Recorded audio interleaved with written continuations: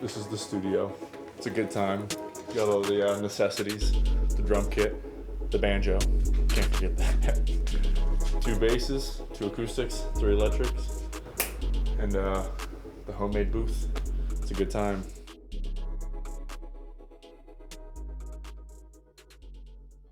If you're a producer, you listen to music differently, I feel like.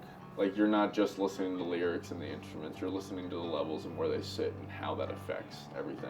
Usually when people listen to music, you see them just like dancing, like tapping their foot, like, yeah, of course, like everybody does that because like it'll just move you.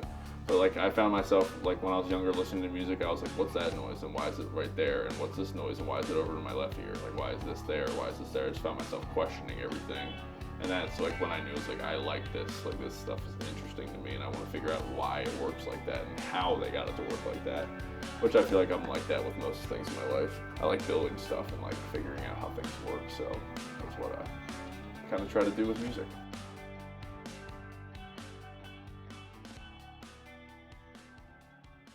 I found this producer on Instagram. Her name is Who's Neath.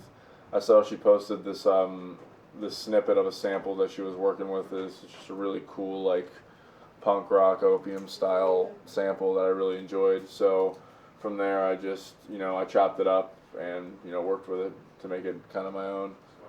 But shout out to Who's Neath. It's a great sample. This is what it originally sounded like.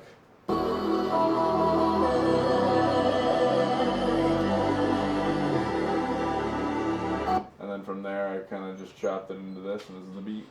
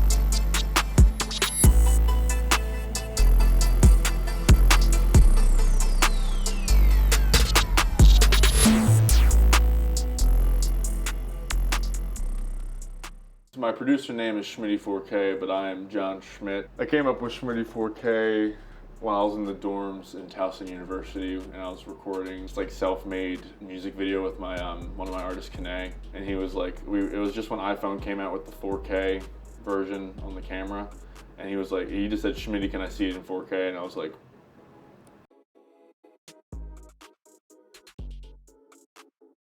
my favorite part of producing is probably when you get when you're putting an idea down and like you go back to listen to it after you put all the ideas down, you're like slowly mixing and you play it back and it just sounds so good off rip. Like, oh my God, what a satisfying feeling that is. Or just like making something and looking around the room and everybody's like, yeah, this is good, and you're just like, yeah, this is exciting. That's the most exciting part. It's like when you know you have something. That's probably the best feeling ever. Genres I gravitate towards when I'm producing. When I started, it was definitely more like trap styled, Metro Boomin type beats and Southside 808 Mafia stuff.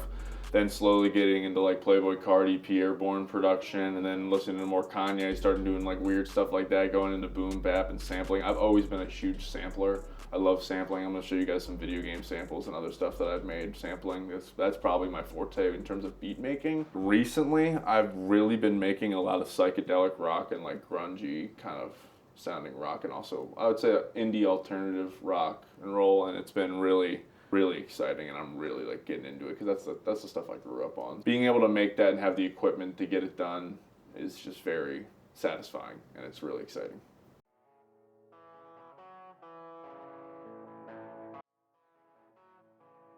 Don't just make beats to sell them, and like don't just make music to sound like other people's music.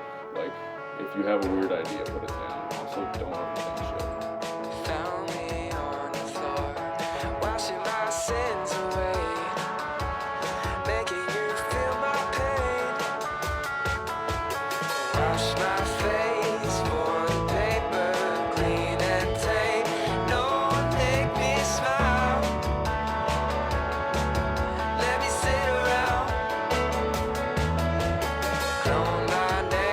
Yep. I like swap back here for Yeah, that's cool.